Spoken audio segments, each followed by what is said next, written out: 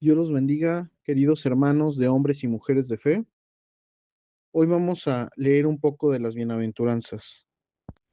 Pero antes de empezar con Mateo 5, vamos a pensar en el proyecto de la iglesia. La iglesia es un proyecto de Dios, no es un proyecto de nosotros, y es la unión, la reunión del pueblo de Dios, de aquellos que aman a Dios para salvación y para la restauración de cómo debían haber sido las cosas, es decir, para que Dios restaure su creación, para que haya una nueva creación, lo que dice la Biblia, una nueva creación, cielos nuevos y tierra nueva. Entonces, eh, existe un concepto que voy a introducir aquí que se llama posmodernidad. Y la posmodernidad tiene muchas características. La posmodernidad es el periodo cultural en el que estamos viviendo nosotros el día de hoy. Este periodo de la historia, estos años en los que estamos viviendo, se llaman el tiempo de la posmodernidad. Y entre muchas peculiaridades de esta sección histórica, de este periodo histórico, hay una que nos atañe el día de hoy y solo una vamos a pensar acerca de la posmodernidad. Y es que la posmodernidad piensa en el individuo y no así en el grupo social. Y la posmodernidad se ha introducido en la iglesia en estos años y un ejemplo de ello es las canciones de alabanza. En otro tiempo, los himnos congregacionales eran himnos que eran grupales. Un ejemplo sería, firmes y adelante huestes de la fe, sin temor alguno que Jesús nos ve. Hoy en día, las canciones cristianas hablan del individuo, no del grupo.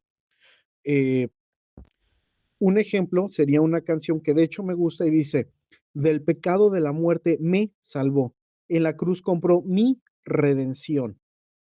Entonces, vemos cómo la posmodernidad se introduce en el pensamiento del cristiano sin que nos demos cuenta, mientras que en otros tiempos la alabanza era una alabanza grupal. Hoy en día las alabanzas son alabanzas del individuo, de la persona solamente. Y hablamos de que Dios me rescató o Dios te rescató, pero ya no decimos Dios nos rescató. Eso lo hemos dejado un poco de lado. ¿A qué voy con todo esto? No es una crítica a la música ni nada. Es porque quiero que entendamos que el proyecto de Dios no está sujeto a la posmodernidad. El proyecto de Dios es un proyecto grupal. Dios no rescata solo a los individuos, Dios rescata a la iglesia. En Apocalipsis no se nos dice que fulano, mengano, sutano y perengano fueron rescatados. No, la iglesia de Dios es rescatada. ¿Quién está clamando o alabando a Dios en el trono celestial? La iglesia. La iglesia. ¿Quién se casa con el Cordero? La iglesia. No las personas de forma individual, sino la iglesia. El amor de Dios dice, porque de tal manera amó Dios a quién? Al mundo, que ha dado a su Hijo unigénito para que todo aquel que en él cree no se pierda, mas tenga vida eterna. Entonces vamos a leer las bienaventuranzas, pero vamos a sacar de nuestra mente la idea del yo y vamos a entender la idea del grupo, la idea de la iglesia. Hay un momento en la historia de la Biblia donde se vierte perfume sobre los pies de Jesús y uno, presuntamente Judas, se enoja y dice, ¿por qué desperdician el dinero de ese perfume si se lo pudimos haber dado a los pobres? Y Jesús responde, a los pobres los tendréis siempre entre ustedes, pero a mí no. Luego entonces, vamos a entender lo siguiente. Nuestros dolores y nuestras preocupaciones del día a día estarán siempre entre nosotros, pero la preocupación importante es Jesús. Es decir, siempre vamos a tener que enfrentar la falta de empleo, el divorcio, la soledad, la tristeza, etcétera, etcétera, etcétera, etcétera. Pero las bienaventuranzas no están hablando de que si yo estoy triste o no estoy triste, si a mí me lastimaron o no me lastimaron. Las bienaventuranzas están hablando de la caída del hombre y de la necesidad de la creación por ser redimida. Como dice la Biblia, la creación aguarda a una con dolores de parto, esperando la redención del Hijo del Hombre. Entonces, vamos a entender que cuando las bienaventuranzas nos hablan de llanto, de tristeza, no se refiere a si yo estoy triste o no por lo que me pasa en mi vida particular, sino que se refiere a la condición del mundo. Y con esto en mente vamos a leer la versión la versión La Palabra de Dios para Todos, Mateo capítulo 5, a partir del versículo 3, y dice: afortunados los que reconocen su necesidad espiritual, porque el reino de Dios les pertenece. La Reina Valera dice algo así como: bienaventurados los pobres de espíritu, porque ellos heredarán el reino de los cielos. Lo que quiere decir es justo lo que nos dice la palabra de Dios para todos, los que reconocen su necesidad espiritual. Hermano, si usted reconoce que necesita de Dios, es bienaventurado porque el reino de Dios le pertenece. Si usted cree que no le hace tanta falta, estamos en peligro. Versículo 4: afortunados los que están tristes, porque Dios los consolará. Pero ¿cuál es la tristeza? Y aquí es a lo que me refería con dejar de pensar en mí, en nosotros mismos, y pensar en la iglesia y en el mundo. Los que están tristes, ¿por qué? Porque hay aborto, hermano. Los que están tristes porque hay leyes injustas. Los que están tristes porque hay pobreza. Los que están tristes sobre todo lo que acabo de decir, porque las personas no conocen a Dios. Cuando usted va en el transporte público, en la calle, y voltea a su alrededor y ve almas y dice: todos ellos necesitan a Cristo, ¿quién les predicará? ¿Cómo conocerán al Señor? Usted está triste en la tristeza santa. No se refiere a si usted está triste porque le va bien o le va mal. Afortunados los que están tristes, porque Dios los consolará. Esa tristeza que deviene de vincular mi voluntad con la voluntad de Dios. Versículo 5: afortunados los que son humildes, porque la tierra que Dios prometió será de ellos. Humildad, hermanos, cuando no nos creemos superior a los demás.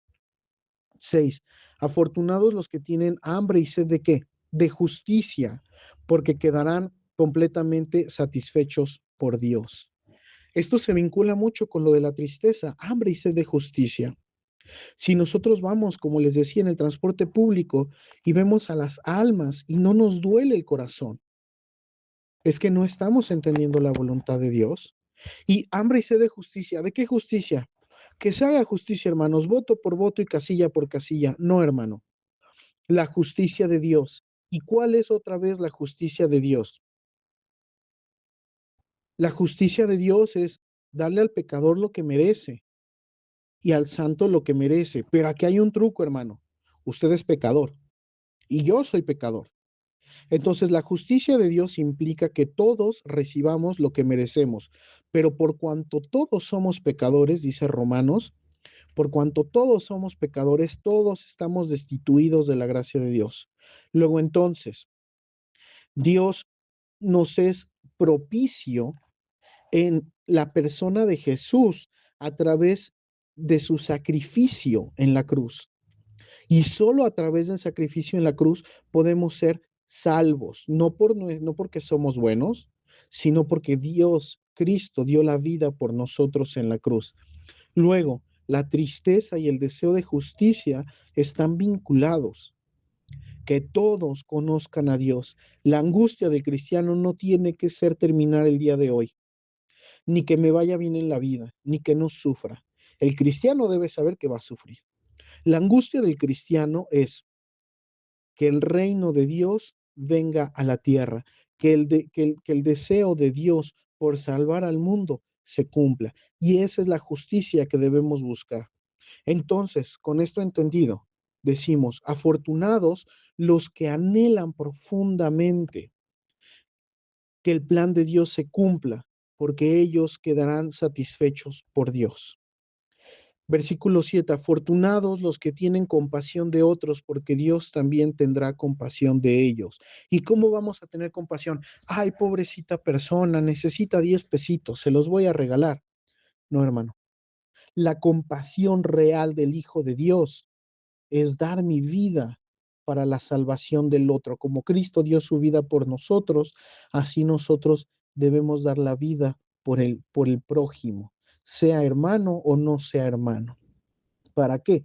Para que se sienta bien y esté feliz y pueda sanar a su niño interior. No, hermano, perdóneme, pero no. No estamos aquí para sanar los niños interiores de nadie. Estamos aquí para predicar a Cristo y que las almas no se vayan al infierno, hermano. Para que las almas puedan conocer a Cristo, para que las almas puedan gozar en el paraíso con Dios por la eternidad. Esa es nuestra misión. ¿Cuál es la gran esperanza? Aquellos que sientan esta angustia de la que les estoy hablando, quiero que sepan que Dios promete que habrá cielos nuevos y tierra nueva, y este mundo caído en pecado y gobernado por el príncipe de la potestad del aire, esto es Satanás, será anegado en fuego y será reconstruido con cielos nuevos y tierra nueva, y no habrá más lágrima en los ojos de nadie, y Dios enjugará las lágrimas de todos, y no se volverá a escuchar más sonido de clamor, ni de llanto, ni de angustia, porque Dios reinará en medio de su pueblo, y no habrá necesidad de sol, y no habrá necesidad de luna, porque el trono de Dios que estará en el centro de la santa ciudad será la luz de todos nosotros. Cada vez, hermano, que usted vea las noticias en redes sociales, en la televisión, y su corazón se angustie, porque la noche se hace más oscura, quiero que sepa que en el punto más oscuro de la noche es justo antes de que salga el sol, de que vuelva Jesús. Jesús está a la puerta. Jesús ya está caminando hacia acá, hermanos. La segunda venida de nuestro Señor Jesucristo está a las puertas.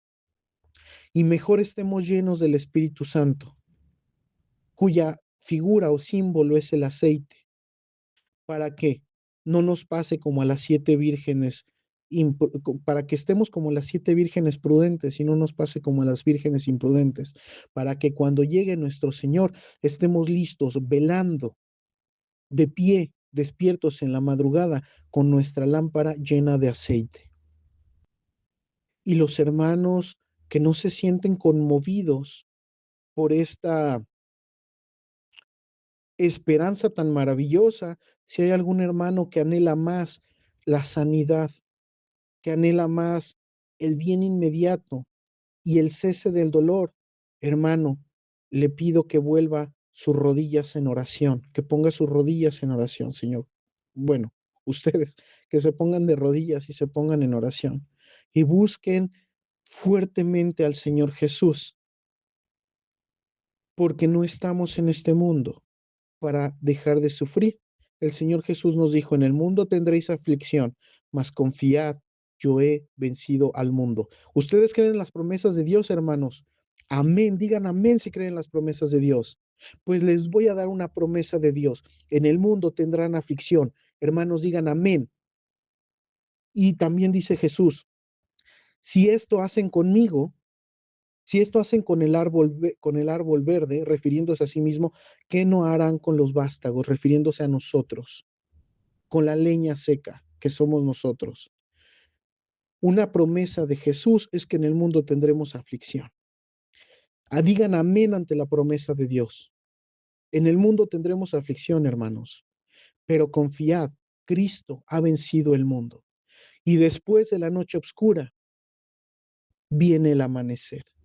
Y cuando el sol brille de nuevo sobre la tierra, el sol de Dios brille de nuevo sobre la tierra, cuando Cristo alumbre nuestro planeta nuevamente con su resplandor maravilloso, aquel mismo resplandor que lo cubría en el monte de los olivos cuando se presentaron ante él Moisés y Elías, entonces el día no volverá a acabar y tendremos la eternidad, para gozarnos con el creador del universo en el mundo perfecto que Él creó para nosotros.